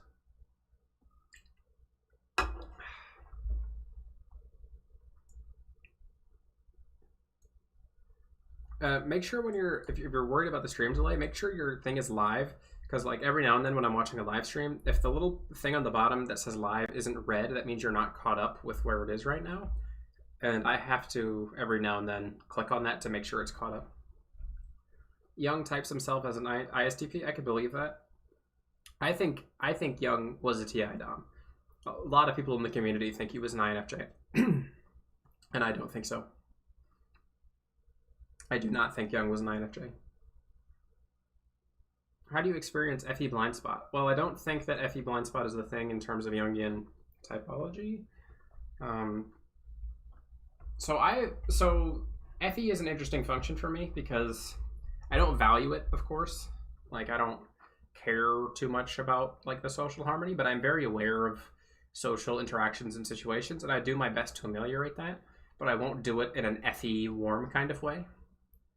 I like to make sure that everyone's like accounted for and doing well, and you know I will put effort into that, but it's to me it's not through that genuine like warmth and care for the people in and of themselves. It's more so like I don't even know how to explain it. Like it's just what I do. I'm not great at FE, but I wouldn't call it a blind spot. And again, it's because when you're talking about FE, people will assume that you mean like the inability to read the social situation. And again, that's something that Jung attributed to introverted intuition and not extroverted feeling. So INTJs, again, quite good at reading social situations. They don't place value in what it means to interact with those social situations in the same way that an FE type would. So they see what's going on, but they don't interact with it in the same way. You really like my hair. It makes you look like look artistic and like a musician. Yeah, I'm going for that Bob Ross look. Going for the Bob Ross look. I'm gonna be an artist one day. I'm gonna just go right over to the SFP shadow, and I'm gonna be an artist.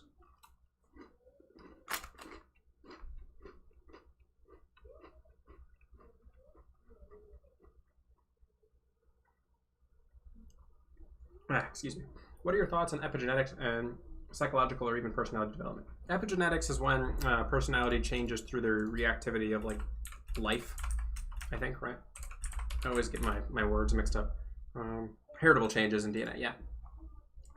I think epigenetics is absolutely true, like in terms of how we interact with things.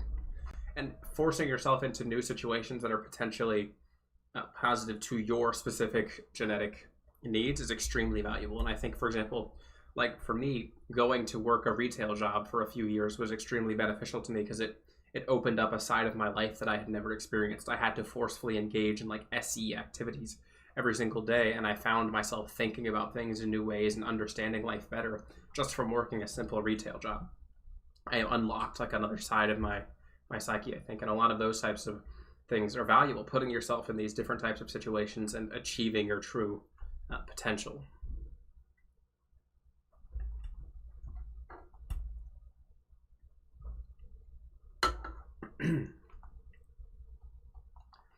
What do you think about the quadras? I like quadras. I like them a lot, actually. I think quadras have values. For example, I think that people, they don't understand how similar, for example, like an INTJ or an ENTJ is to like an ESFP in terms of their core values.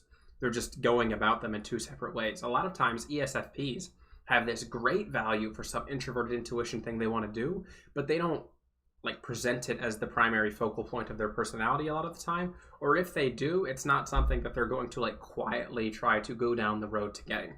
And the example I always love to use when I'm talking about like Gamma Quadrant, like ESFPs, is Luffy from One Piece. I think he's like a perfect example of an ESFP, and you talk about his one singular goal. I'm going to be king of the pirates. That's the summary of the show in one sentence, is I'm going to be king of the pirates.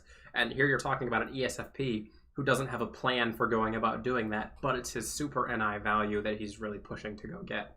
And this is what you see with like all the types in that specific quadrant, is they have these kind of similar values about this one singular thing that they want to go do. They just have different ways of going about approaching it and doing it. So I do think that quadras are important, that there are quadra values in a lot of cases. We're going to go for about 20 more minutes, guys, because it's 7:40 now. I'm going to eat this cracker real quick.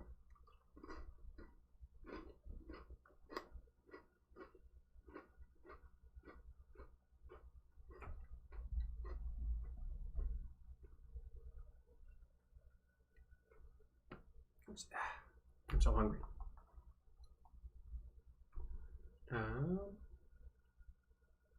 The hair is admirable. I wish I could grow that. Yeah, this is like 8 months, so.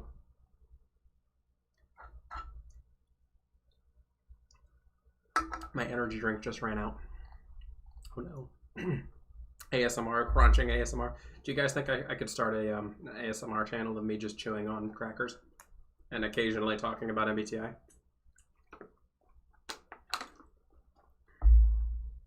I think it could work. Why not? What do you think of Gordon Ramsay? Is he ESTJ or ENTJ? I think he's probably an ESTJ. If I had to guess. But I don't like watch a ton of Gordon Ramsay. Gordon Ramsay's a funny guy. Like, despite all his yelling and stuff, I think he's a real funny, interesting guy.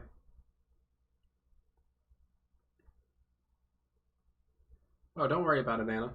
A question's a question. ASMR say. Asura hair tutorial. Okay, insert type. Here's my secret. You all want to know the secret to this hair? I'm going to tell you right now. Here's the secret to growing an afro like this. Nothing. I don't comb it. I don't brush it. I wash it. And that's kind of rare because once your hair is this long, you don't want to wash it too often or else your hair gets really dry. I do nothing to my hair. So if you want hair like mine, don't touch your hair. Which archetype best resembles me? Well, that's a hard question because it depends on like which archetypes you're referring to. I'm assuming you're not talking about like collective and conscious archetypes. The archetype that I've always related the most to in terms of like the Jungian extended 12 archetypes was the magician. I do think that the magician is the one that I resemble the most to. They kind of, let me find it here.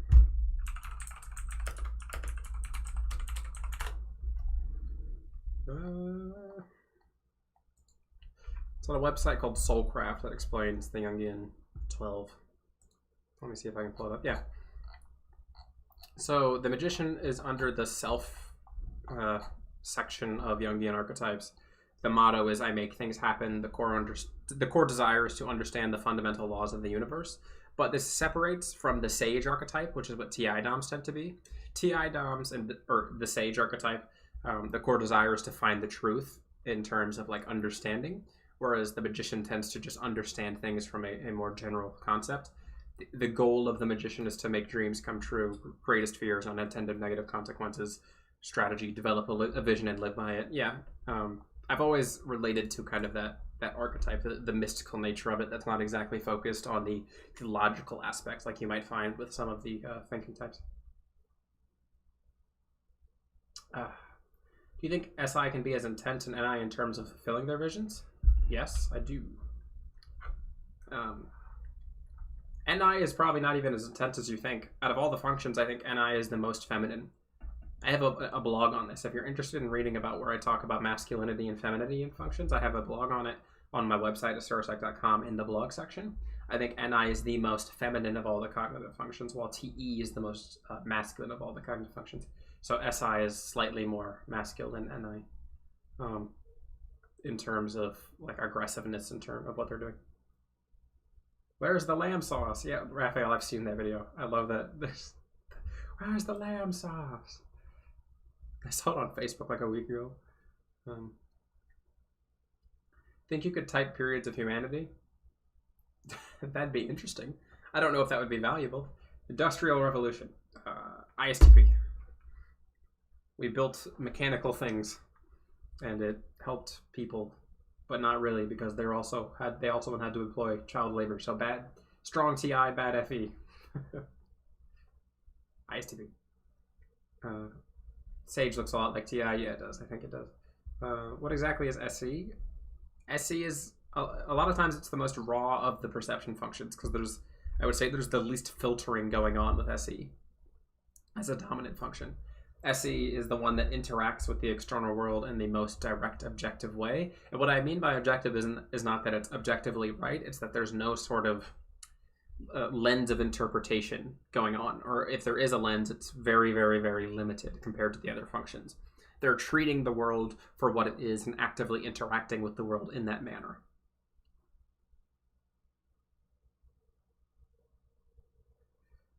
You said teens can be mistyped for their aux function if you're not careful, and someone typed me as an ETJ today. Yeah. My moderator Madshot, I've told the story a lot before, but I originally typed him as an INTJ because in the typing session he showed up and acted like an INTJ because he was an ENTJ. And then when we started talking outside of the typing session in the Discord server, I was like, dude, there's no way you're an INTJ. I think you're an ENTJ. You just kind of were in that kind of auxiliary function during the meeting because that's what you felt like presenting, or that's what you thought you should do, or something like that.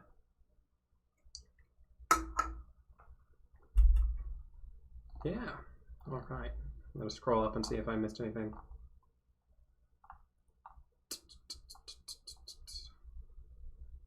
Have I watched Peaky Blinders? That question was a while ago. No, I haven't. Sorry. What's the type most resistant to trauma? I don't think that's relative to type. For example, INFPs can really sad over things. When I talk about trauma, I have a video on this from I think it was my last video. It's that certain types are resistant to certain types of trauma. So an INFP would be more susceptible to certain types of traumas, where like an ISTJ might be more susceptible to other types of trauma.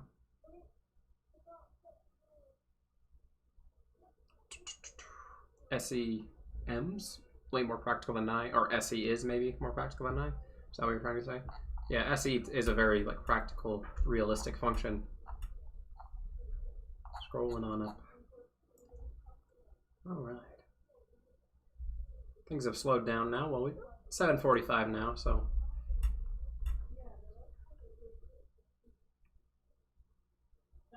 You always talk about the importance of the dominant function. Would you think that an ISTJ and INTJ are similar, or is similar? Both have dominant introverted P. Yeah, so IJs, I have a video on temperaments. Communication temperaments is one, and then I have a video on IJ as a temperament. The first last letter temperament, which essentially means the kind of dominant function you have, introverted perception, introverted judging, or extroverted judging, I think are the most important temperaments in terms of behavior. So all the IJs, ISTJs, INTJs, ISFJs, and INFJs, did I say all four? Sorry if I didn't know so much. Either way, IJs all have dominant introverted perceiving functions, and therefore they're more likely going to behave the most like each other compared to all four of the other functions in the dominant slot, because introverted perception shares a lot in common with other introverted perceiving functions. Both of the NI dominant types are going to be extremely similar, but they're going to be like brothers and sisters to the SI dominants, who are going to be different but have a lot of similar characteristics. What do you think the INTJ subreddit, or why do you think this INTJ subreddit has so many more members 10 times than the ISTJ subreddit? Well, first of all, sensing types are usually less likely to be interested in personality typology because it's a slightly more abstract topic, and also people have a really heavy intuition bias. And 16personalities.com is a big blame for this because they have a heavy leaning intuitive bias in their test. How do I figure neuroticism relates to type? I think that certain functions are more likely to be slightly more, slightly less neurotic. But that's hard to say. I think that the rational dominant functions have a higher overall capacity for neuroticism. Maybe even just the feeling function, because it's hard, because you when you think about feeling as a function in terms of functioning, it's usually ethical or value focused, but we have to admit that it is related in some sense to the idea of feeling in relation to what they're interacting with. It's not exclusively about ethical rationality, because the ethical rationality is closer to the feeling aspect, the emotional aspect, than say the thinking function. And so I think types that have more of that emotional connection to whatever it is that they're interacting with are going to have more of a potential for high neuroticism. But also that could apply to the thinking dominant types, because they have thinking feeling as the dominant axis. So I don't know. It's really interesting. When I looked at the correlations between Big Five and MBTI, feeling was the only one that was significantly statistically correlated with neuroticism, I believe. And maybe introversion had a very, very, very little correlation, but it was higher than the other ones. Allie, you score high in neuroticism? would be hard pressed to believe that. Haven't seen you be specifically neurotic, but I score very low in neuroticism. I score in the lower percentiles, but that's just me. I don't know, because I think especially when we're talking about statistical averages and means and standard deviations, we have to be aware of the fact that if I say, oh, I think that feeling types are more likely to have higher neuroticism, I mean on average. So, for example, if the rest of the types, their 50th percentile was their average, then maybe with like feeling types, maybe it's like 55th percentile. It's not like this is some huge crazy difference. It's like there's an average and standard deviations there between those two things. And even then, you might find that certain types, like, I don't know, like ISTJs, maybe they have lower neuroticism because they feel like they have an exceptional amount of control over their life. External conscientiousness can be like negatively, I don't want to say it's negatively associated with neuroticism in general, but the external conscientiousness usually leads to a positive outlook on life, which leads to lesser emotional reactivity because they feel like they have control over their life. But that also gets conflated when you have like EJs who are, they feel like they need to control. So for example, usually highly neurotic types who are highly conscientious are usually going to be like EJs because they want control and they neurotically need it over the external world. Or they will like neurotically enforce it through certain methods.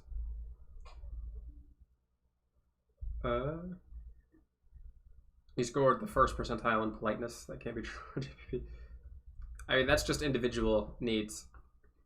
NTs in general tend to score low on like politeness and probably like higher in neuroticism scores because of these social constructs around being an NT, for example. Like, to be an intellectual in 2020 is to be like a jerk. Like, especially in like the type community, and it's so awful because people have forgotten the idea that you can be intellectual and a decent person, and it's important to remember that you can grow out of that. When I was 18, I was kind of a butt too, and I was your typical edgy INTJ teenager boy, and then I experienced life a little bit, and I grew up, and I realized, hey, wait, you can be an intellectual without being a jerk. Neurotic types probably think that they're more neurotic than they are because of neuroticism. Yeah, and that's also one of the feedbacks with neuroticism as a score. Because if you're neurotic, you probably think you have more negative thoughts about yourself. And if you're less neurotic, you probably have less neurotic thoughts about yourself. And I don't know how well that's accounted for in terms of Big Five.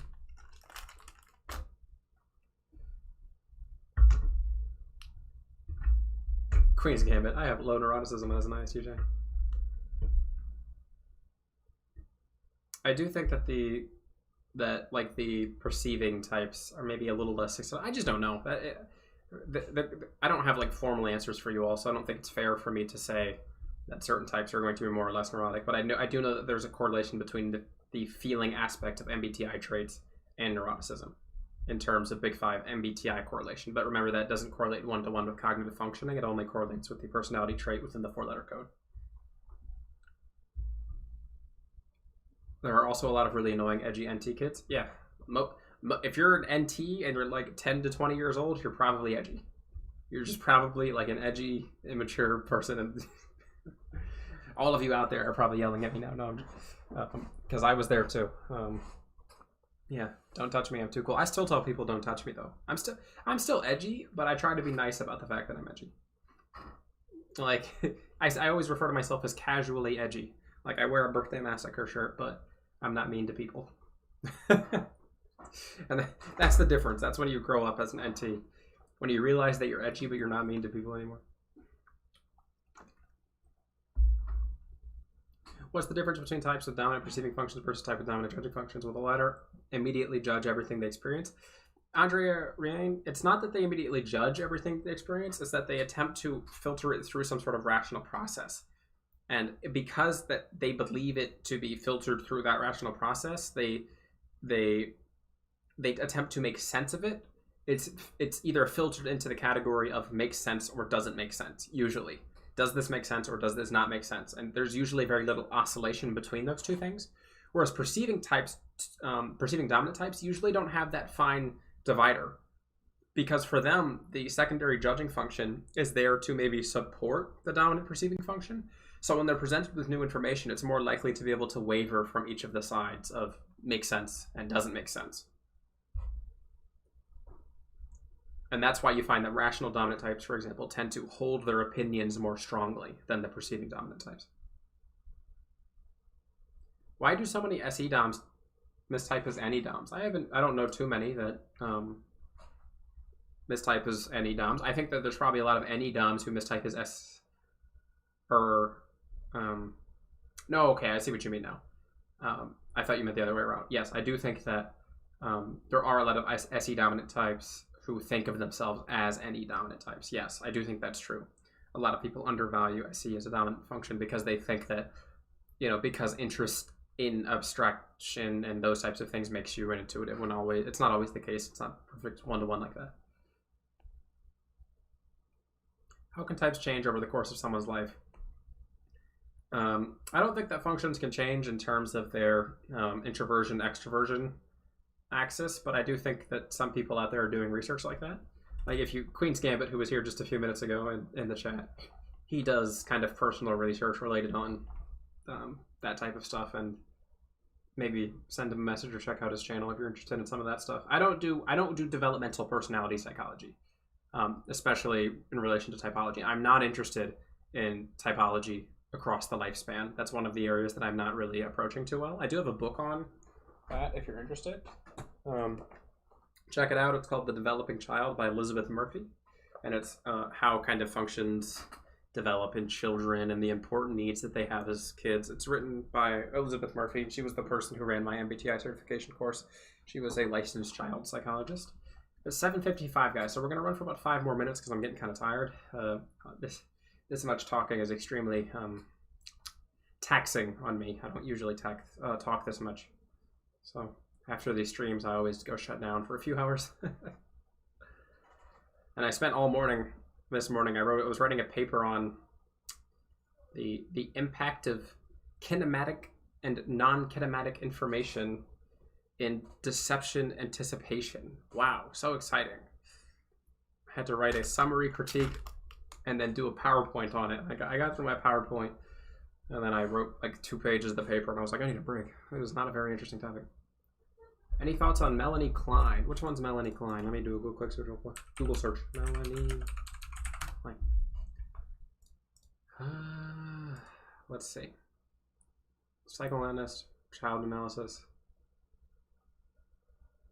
object relations theory. I'm not too familiar with her work. I probably know of it, but off the top of my head, it's not something that I know too much of. Liminal. Especially if it's related to children. Developmental psychology is like the one area I am not really interested in. I'll check it out though. Maybe I'll check that out and we can talk about it sometime. Because it looks interesting. I just don't know much about it right off the top of my head.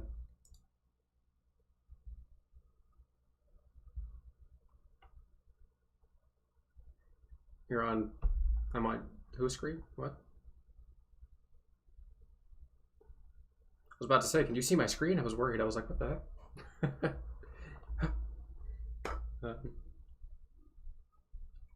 Are depressed ENFPs serious and closed off to new things? Yeah, I do think that ENFPs, when they fall into like a depressive state, they might even like recluse back into that SI a little bit.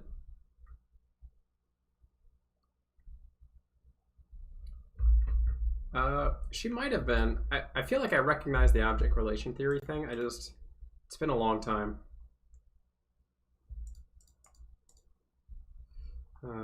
Yeah, well, Raphael, you're right there. I think that ENFPs are so tricky because when you're talking about any type in a grip state, there's 2 presentations of the grip from what I find.